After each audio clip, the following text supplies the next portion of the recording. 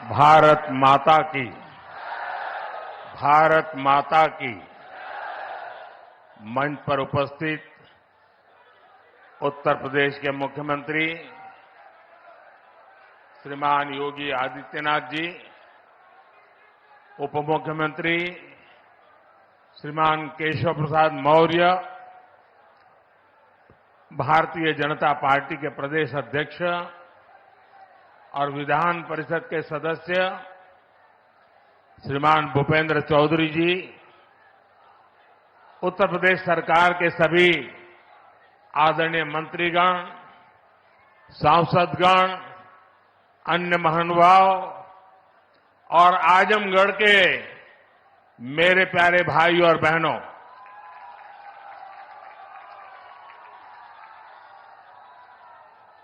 आज आजमगढ़ का सितारा चमक रहा है।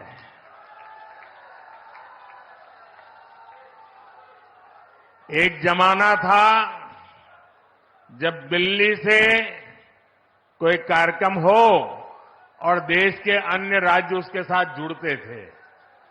आज आजमगढ़ में कार्यक्रम हो रहा है और देश के अलग अलग कोने से हजारों लोग हमारे साथ जुड़े हुए हैं। जो हजारों लोग जुड़े हैं, मैं उन सब का भी स्वागत करता हूं, अभिनंदन करता हूं। साथियों, आज केवल आजमगढ़ ही नहीं, बल्कि पूरे देश के विकास के लिए कई विकास परियोजनाओं का यहां से शुभारंभ हो रहा है। जिस आजमगढ़ को देश के पिछड़े इलाकों में गिनते थे, आज वही देश के लिए विकास का नया अध्याय लिख रहा है। आज आजमगढ़ से कई राज्यों में करीब 34,000 करोड़ रुपए के प्रोजेक्ट्स, उसका लोकार्पण और शिलान्यास हुआ है। आजमगढ़ के साथ साथ श्रावस्ती, मुरादाबाद, चित्रकूट, अलीगढ़, जबलपुर, ग्वालियर, लखनऊ, पुणे, कोल्हापुर, दिल्ली और आदमपुर, इतने सारे एयरपोर्ट्स पर नए टर्मिनल भवन का उद्घाटन हुआ है। और इन टर्मिनल्स के लिए कितनी तेजी से काम हुआ है, इसका एक उदाहरण ग्वालियर का विजया राजे सिंधिया एयरपोर्ट भी है। ये एयरपोर्ट सिर्फ 16 महीने की अवधि में बनकर तैयार हो गया है।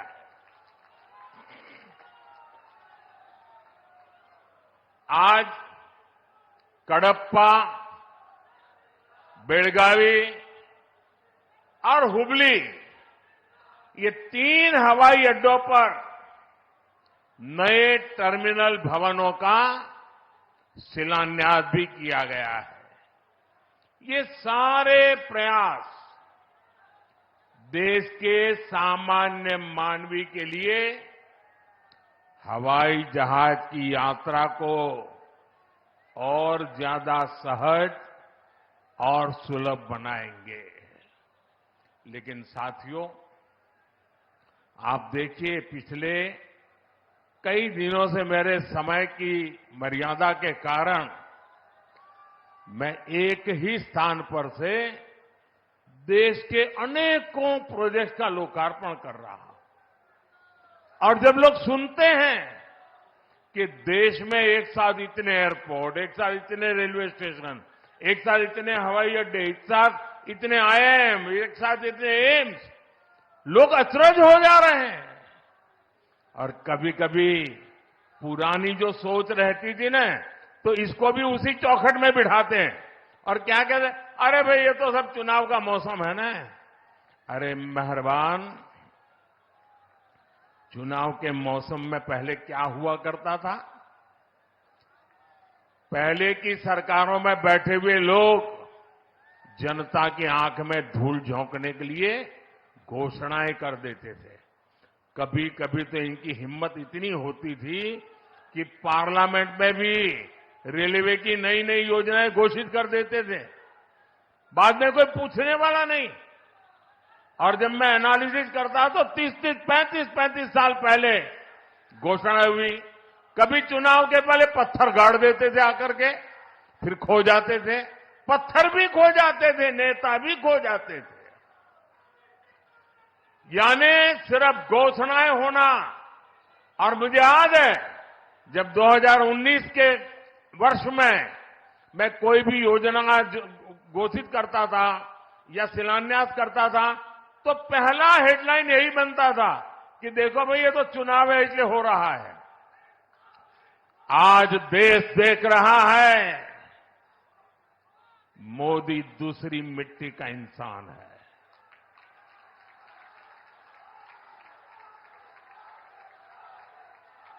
19 में भी जो हमने शिलान्यास किए वो चुनाव के लिए नहीं किए थे।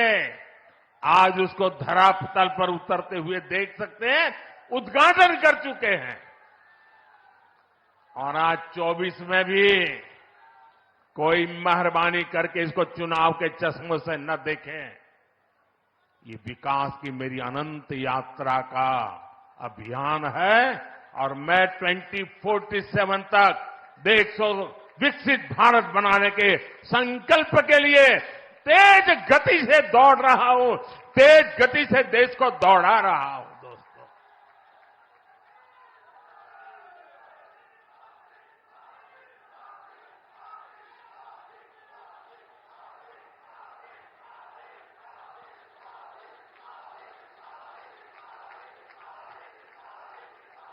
आजमगढ़ का इतना प्यार, इतना स्नेह देश भर के लोग आज जुड़े हुए देख रहे हैं।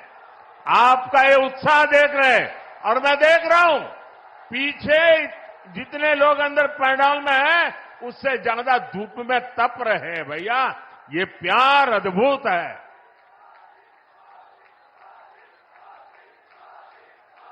साथियों, एयरपोर्ट, हाईवे और रेलवे से जुड़े इंफ्रास्ट्रक्चर के साथ साथ पढ़ाई, पानी और पर्यावरण से जुड़े विकास कार्यों को भी यहां नई गति मिली है। इन विकास परियोजनाओं के लिए मैं उत्तर प्रदेश और देश के सभी राज्यों की जनता को बधाई देता हूं। मैं विशेष रूप से आजमगढ़ के लोगों का आभार व्यक्त करता हूं। वो इतनी बड़ी संख्या में हमें आशीर्वाद देने आए हैं। और आजमगढ़ के मेरे भाई बहन, मोदी की एक और गारंटी सुन लीजिए। बताऊं? आजमगढ़ के मेरे प्यारे भाई बहन, मैं आपको एक और गारंटी देता हूं। सुनाऊं? आप बताएं तो बताऊं? देखिए, ये कल का आजमगढ़ अब वो गढ़ है, ये आजन्मगढ़ है। ये आजन्मगढ़ विकास का गढ़ रहेगा, आजन्म रहेगा।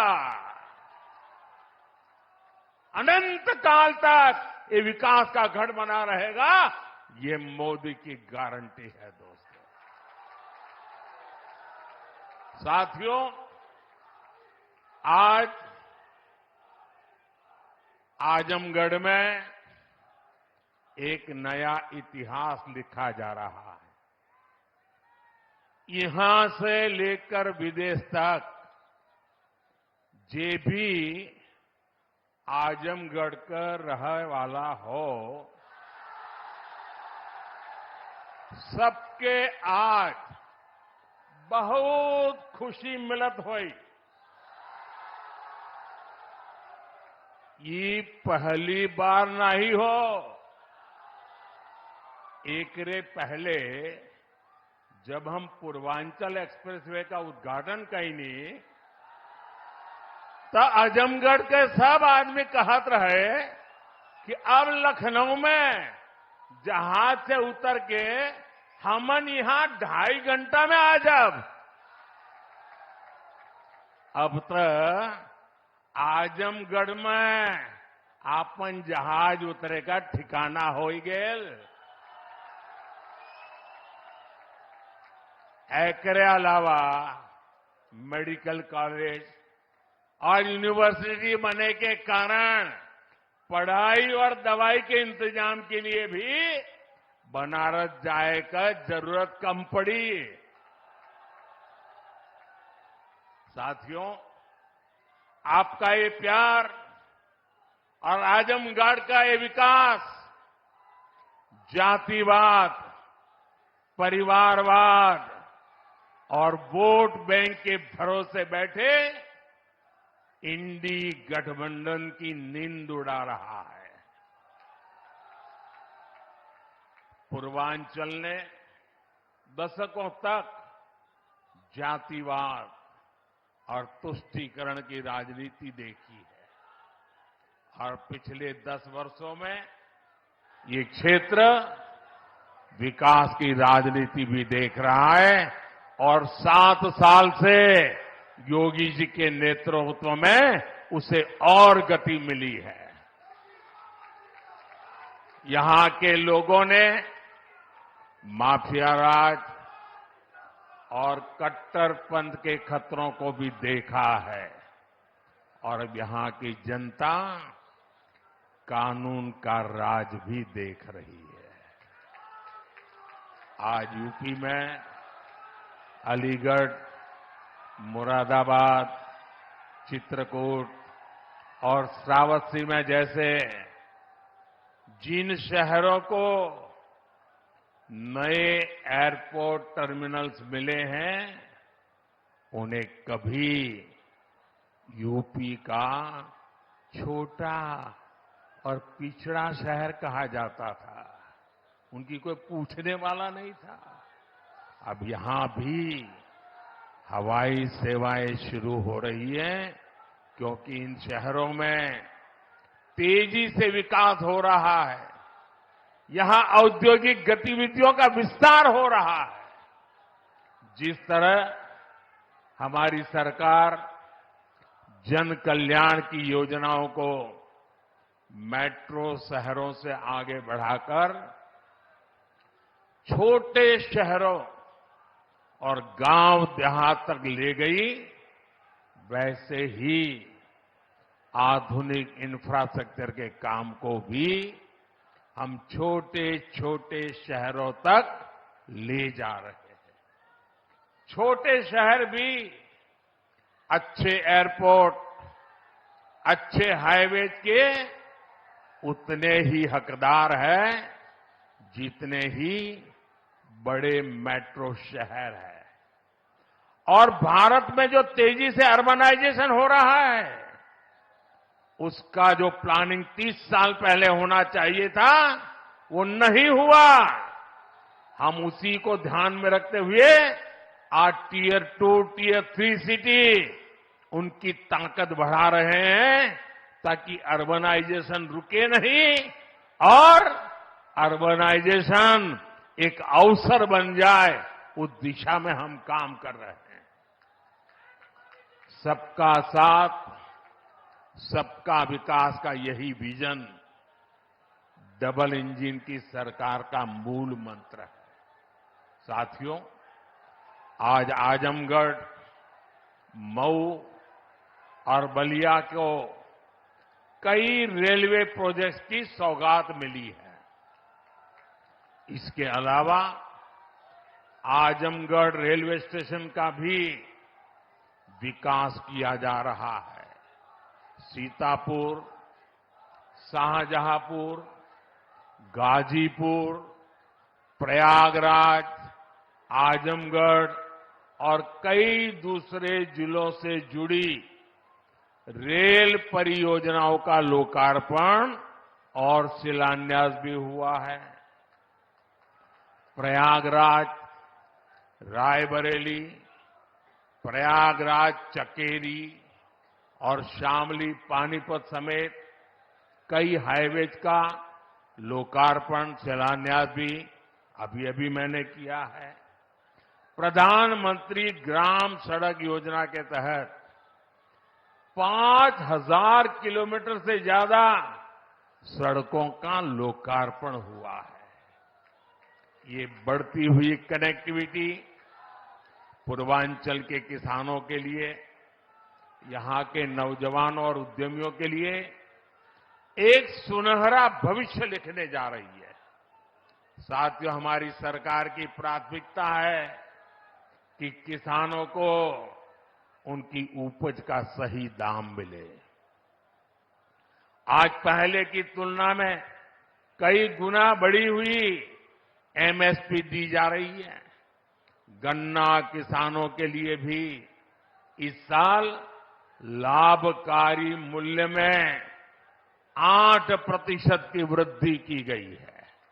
अब गन्ने का लाभकारी मूल्य 315 रुपये से बढ़कर 340 रुपये प्रति क्विंटल हो गया है। आजमगढ़ तो गन्ना बेल्ट में गिना जाता है। आप लोगों को याद है ना कि कैसे इसी उत्तर प्रदेश में जो सरकार चलाते थे ना, वो गन्ना किसानों को कैसे तरसाते थे, कैसे रुलाते थे। उनका पैसा ही तरसा तरसा कर दिया जाता था और कभी कभी तो मिलता भी नहीं था। ये भाजपा की सरकार है जिसने गन्ना किसानों का हजारों करोड़ का बकाया खत्म कराया है। आज गन्ना किसानों को सही समय पर गन्ने का मूल्य मिल रहा है। गन्ना किसानों की मदद के लिए सरकार ने और भी नए क्षेत्रों पर बल दिया है। पेट्रोल में मिलाने के लिए गन्ने से इथेनॉल बनाया जा रहा है। खेत में जो पराली है उससे बायोगैस बन रही है। इसी यूपी ने चीनी मिलों को कोड़ियों के दाम बिकते और बंद होते देखा है। अब चीनी मिलें भी शुरू हो रही हैं और गन्ना किसानों का भाग्य भी बदल रहा है।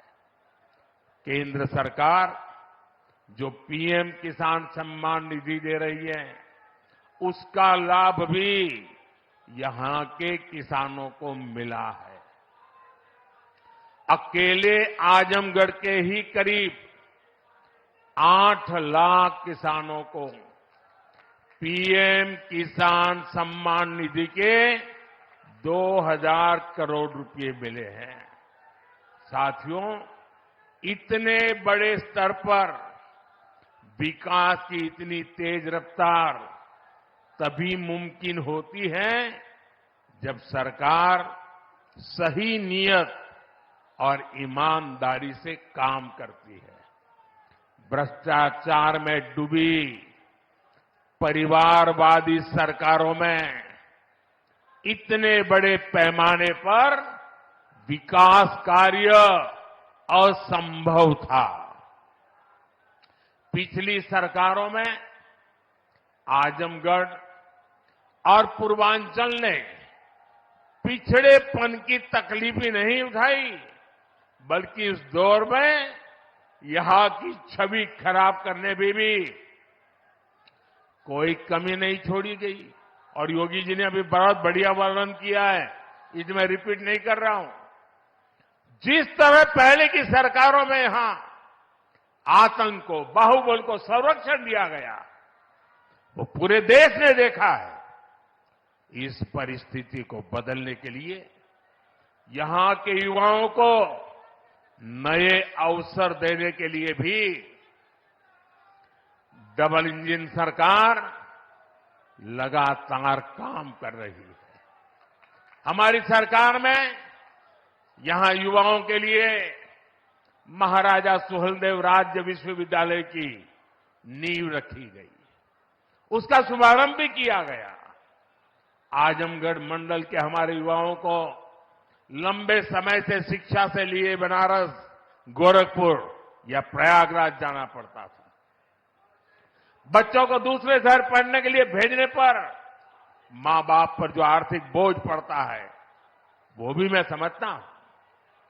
अब आजमगढ़ का ये विश्वविद्यालय हमारे युवाओं के लिए उच्च शिक्षा के रास्ते को आसान करेगा। आजमगढ़, महू, गाजीपुर और इसके आसपास के कई जिलों के बच्चे इस यूनिवर्सिटी से शिक्षा ग्रहण करने आ सकेंगे। आप लोग बताइए, ई यूनिवर्सिटी बन जाए से आजमगढ़, मऊ वालन के फायदा होई के ना? होई के ना? साथियों, उत्तर प्रदेश देश की राजनीति भी तय करता है और उत्तर प्रदेश देश का विकास भी दिशा तय कर रहा है। यूपी में जब से डबल इंजन सरकार आई है, यूपी की तस्वीर और तकदीर दोनों बदले हैं। आज उत्तर प्रदेश केंद्रीय योजनाओं को लागू करने में सबसे अच्छा प्रदर्शन करने वाला राज्यों में है।